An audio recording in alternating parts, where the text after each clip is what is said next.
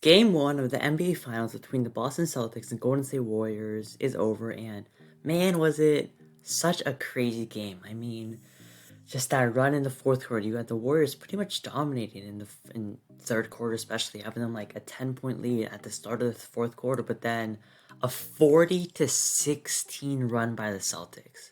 Like, what a game! I mean, that was just a NBA Finals classic, and I mean, I'm still so shocked about watching that fourth quarter, and just seeing how they flipped the script. I mean, the third quarter they got blown out by 14 points, where the Warriors blew out the Celtics by 14 points is a lot of points. But then the Celtics just flipped the script and they turned into like the greatest team of all time, pretty much. And man, what a game! So of course, that first quarter, you had Steph Curry going off 21 points, hitting 6 3-pointers.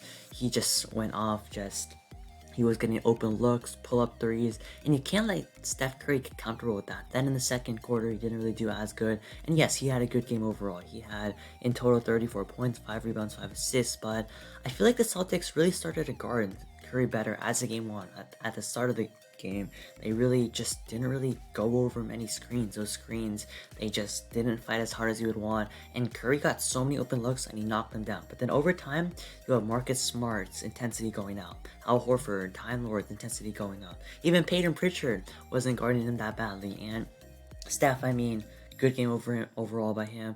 Maybe you would have thought it would have been better with that first quarter yet, having 21 points in just the first quarter, but man, you gotta give props to the Boston Celtics. I mean, Jason Tatum didn't even play that good.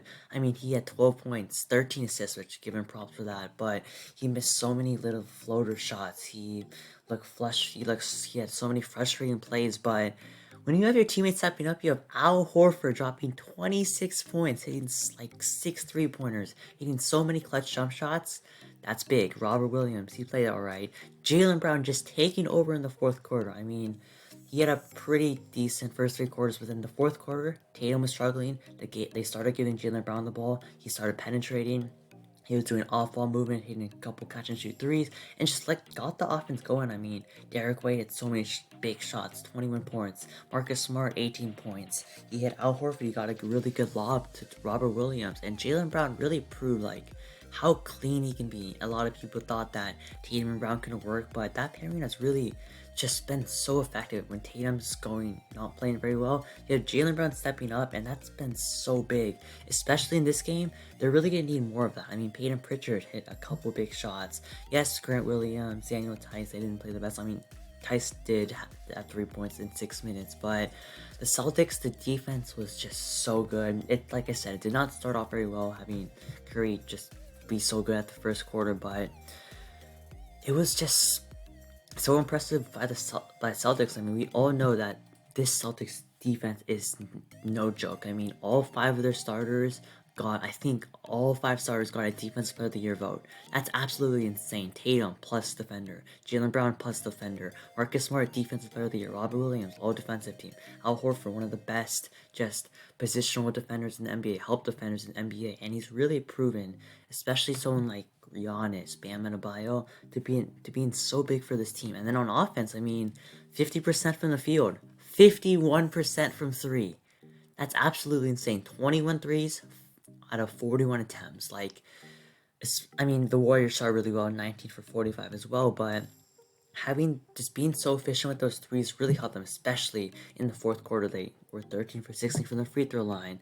And overall, I mean, they had 33 assists, more assists than the Warriors. They had more points in the paint, less turnovers than the Warriors, less fouls than the Warriors. And overall, what a game by the Celtics. I mean, if you're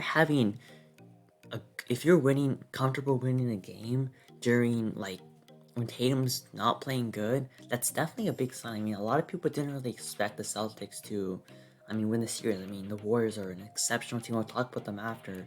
But I think the Celtics legit have a good chance. That defense will always be there. If they can have Jaylen Brown stepping up, if they're hitting 50% of their threes, then this team, of course, looks so unstoppable. And now going to the Warriors, I mean,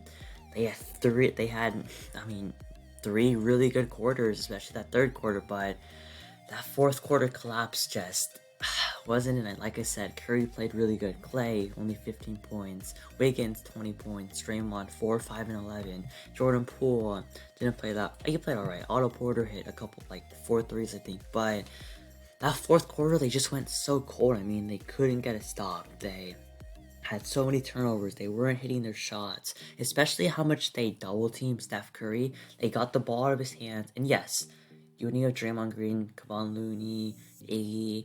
They're gonna make good plays, and they had a couple big plays. I mean, they had a couple and ones, corner threes, just a lot of layups. But I mean, it just wasn't really the best game for them. I mean, when you're going that cold, especially when they're getting the balls out of Steph Curry's hand, you need other people to just step up. And this game, it really wasn't there. I mean, like I said, it's only game one, and if that fourth quarter wasn't that atrocious, good chance they win this game. But you can't just shrug this off. I mean, this is not a good sign, and I think that they definitely will bounce back. They've been through so much experience over the years. They faced a 3-1 comeback, down 3-1 against the Cavs, and they also been up 3-1, so they know how it feels to be on both sides. And I think that experience, yes, I would say it's a little bit overrated because experience is, of course, super important, but we've seen over the recent years that experience isn't that important. I mean, it's important to just know how the playoff atmosphere is, but if you can play basketball at the highest level, then that's pretty much the most important thing. And the Warriors, I think, have both of that. I mean, they won 3 championships over the last decade, and I mean, we'll see. I mean, their depth really wasn't the best this game, but overall, I think that the Warriors can definitely bounce back. That fourth quarter just wasn't it. I mean, the Celtics just had so many driving kicks. Jaylen Brown getting in the paint. Jaylen Brown just getting threes for everyone. Just kicking it out for Peyton Pritchard, Derek White. All hitting tough shots, I would say. I mean, they were hitting all their threes, 50% from the field. Like, that's crazy for them. Now, overall, how do I feel the series will go? I mean, this is only game one. You can't overreact from game ones. We literally seen the Orlando Magic beat the Raptors in game one, and that Raptors team made it all the way to the NBA championship. Now, the manner was not very good for the Warriors, especially in that fourth quarter, but you could definitely learn from that. You can see how they know how good the Celtics defense is, and if they can somehow like react to it more, then I think that would be so big. I mean, I think that the Warriors can definitely bounce back. They're going to be there for a vengeance. I would assume Klay Thompson would play better, Draymond, along with Jordan Poole and Steph Curry still continuing that dominance, but it's going to be a tough series for both sides. I mean, the Celtics really got outplayed in the first 3 quarters. Now that fourth quarter they just blew them out. But the Warriors, I mean, you still can't count them out. I mean, that was the first home game they lost the entire playoffs, and they're definitely going to bounce back next game. I mean, you never know in the NBA Finals. I mean, there's so many inconsistent factors with the Celtics team, like Tatum sometimes not shooting very well. You have Jaylen Brown sometimes being off. Marcus Smart, one of the most inconsistent players in the NBA. Derek White's been up and down.